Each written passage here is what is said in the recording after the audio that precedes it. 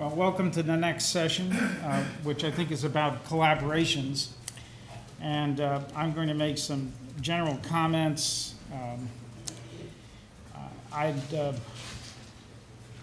And my comments are not necessarily directed to people interested in higher education. I've always and will continue to be deeply interested in K-12 education too. And I think that sometimes in our enthusiasm about our technologies and the media that we're able to provide and many of the wondrous software inventions, we lose a sense of the urgency of the educational dilemmas of people not only in the United States but around the world. When I was working for Fujitsu in of all places, Ireland, we used to go to a bar called the Bleeding Horse, which was right next to the organization. And there's a tradition in Irish culture that if you are part of it, you probably know. People are fabulous storytellers, this tradition of storytelling. And I heard this great story that I never forgot that I used to remind myself of what the world is really like and about every so often. It's a story of one man coming into a bar and seeing an old friend, and the old friend is drinking and he's just so upset. He's a nervous wreck. He can hardly function.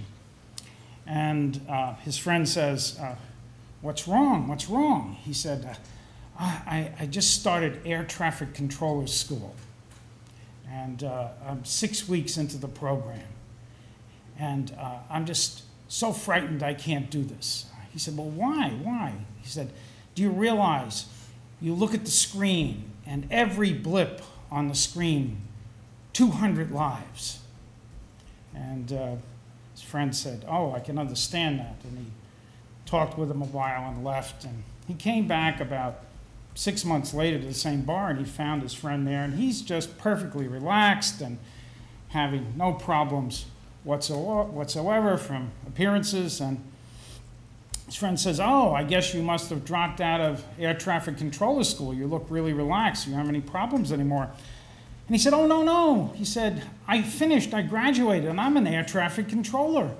He said, but the blips, every blip, 200 lives." And he says, "Oh, no, they're just blips."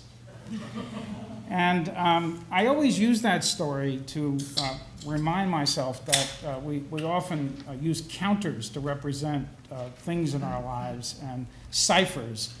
And we are, in fact, in a world of urgency that is impressing itself on us at all times, not only in respect to education, but many, many other things. And I remember, just in continuing in this vein, if you'll allow me to for a little while, the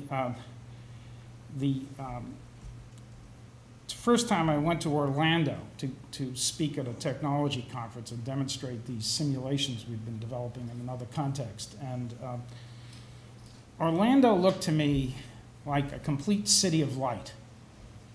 It seemed like everywhere you went, there was a kind of luminosity.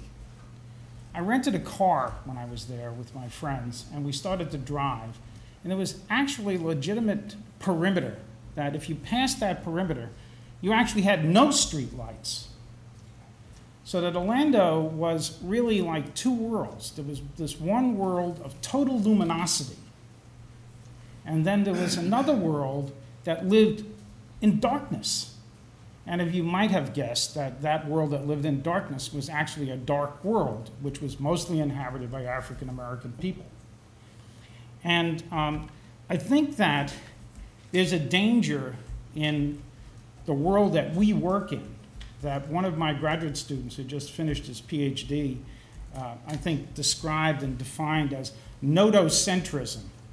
That is, that we get caught up in the luminosity of media and the luminosity of the internet, and we forget about what he calls the paralogical worlds that exist, that are outside of the system of light that represents the communication systems that we thrive in, live in, communicate in, and relate within.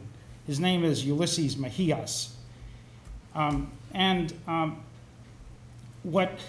What excites me about that is it forces us out of our own context. The first meeting I went to this morning was in the Earth Institute, and I was discussing with a young graduate student the fact that I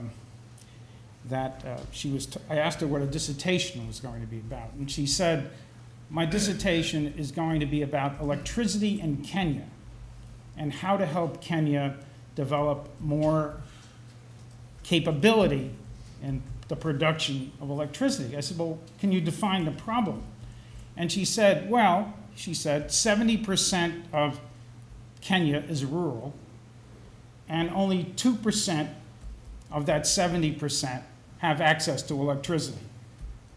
So that represents an entire paralogical world that is outside the notocentric universe of the technologies that we represent and we live with. So that one of the things I would suggest in the form of collaborations would be that our world has to somehow at some point intersect with the world that's interested in sustainable development, that's interested in third world development. At one point, the third world was actually named as a project as opposed to a problem. So there is a domain of collaboration. A second domain of collaboration that I'd like to mention, if you go back educationally just a few ticks, you encounter, and you still encounter today on a daily basis in schools and universities, if you were to ask, well, what is the centerpiece of the educational process? It was the textbook. And if you think about what a textbook was, and still is in many, many places, it was an aggregate. Textbooks are aggregators of information, narrativized contextualization. Textbooks always include in their teachers' manuals pedagogical advice for the teacher.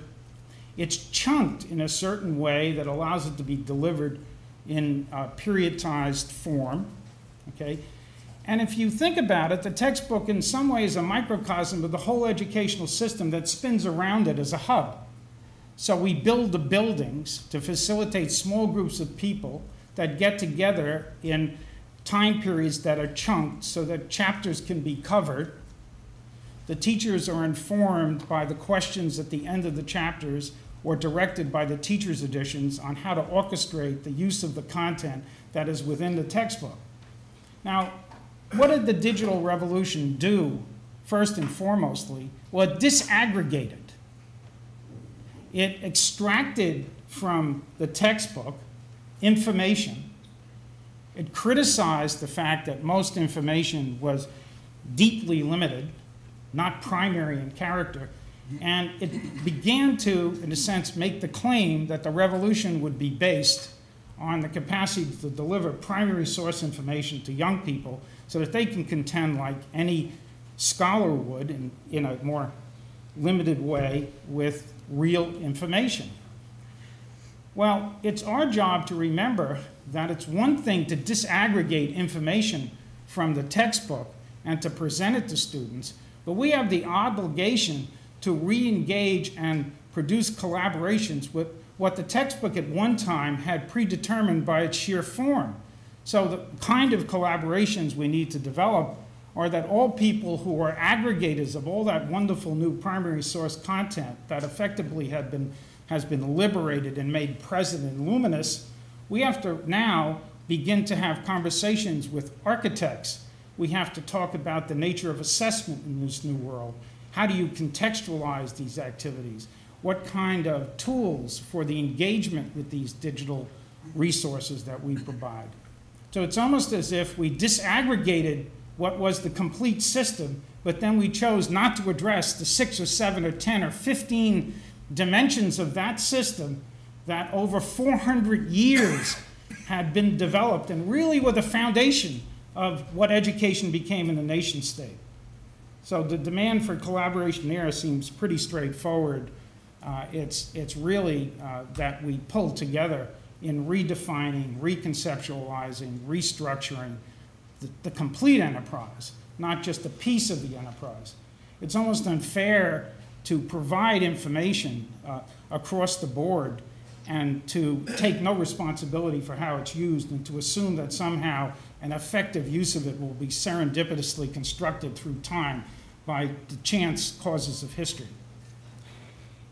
That's probably one of my strongest interests in education, is really trying to pay attention to all of those different dimensions and aspects of the reconstruction of the process. The next point I don't have to make again. You can if you choose to, go back to the web when the video is available.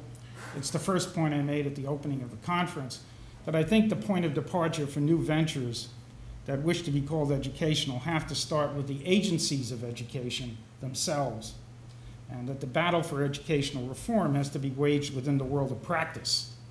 It can't be done in satellite endeavors.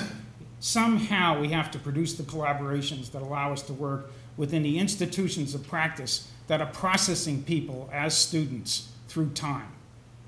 And that's a tremendous challenge, because the process of invention almost requires that you separate yourself to some extent. So the demands for collaboration are almost ones that run against the natural tendency of people who are engaged in the hothouse efforts to invent new entities and new things that are related to the different dimensions of the work we do.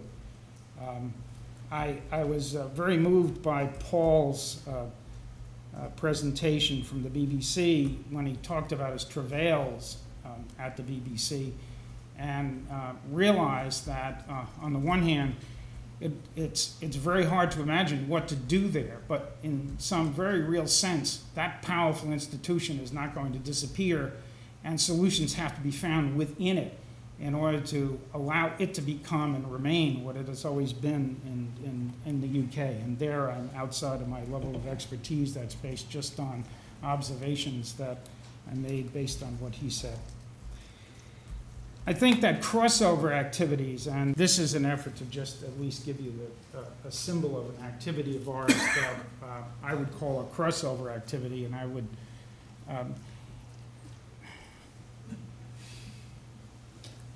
okay.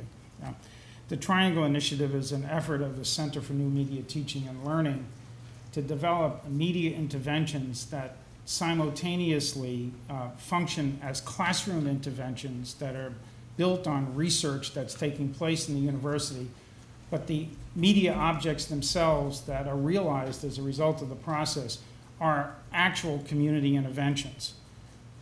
So for example, in the field of social work, we have developed a multimedia version of an intervention that was developed to prevent the communication of AIDS, particularly in couples where one member of the couple is already infected. And we took what was already a proven researched intervention that works and had a high degree of reliability, and through the agency of media, we're able to standardize the intervention so that we could lower the bar for facilitators in the field. At the same time, many of the elements of the intervention that were media-based are being used in the School of Social Work as a form of preparation for their work in the field. And this has turned out to be an interesting heuristic for the center. Now we have about 6 or 7 different triangle initiatives where we have research-based work, where we're developing media that's an expression of that research and also in advance of that research that works both in the classroom and in the community. And when I say community, it's usually the underserved populations that we're talking about. So I would say crossover activities of this type are very important. And even on a more circumscribed sense, in the sense that it's within the university, the Digital Bridges project that Mark Phillipson is working on is an effort to take fields that are usually embedded and driven by their own jargons and don't talk to one another, and build some kind of common language so that the world of libraries and the world of teaching and learning eventually will not be conceived of as even needing a bridge. They will be conceived of as a single enterprise with a single language. Okay? Lastly,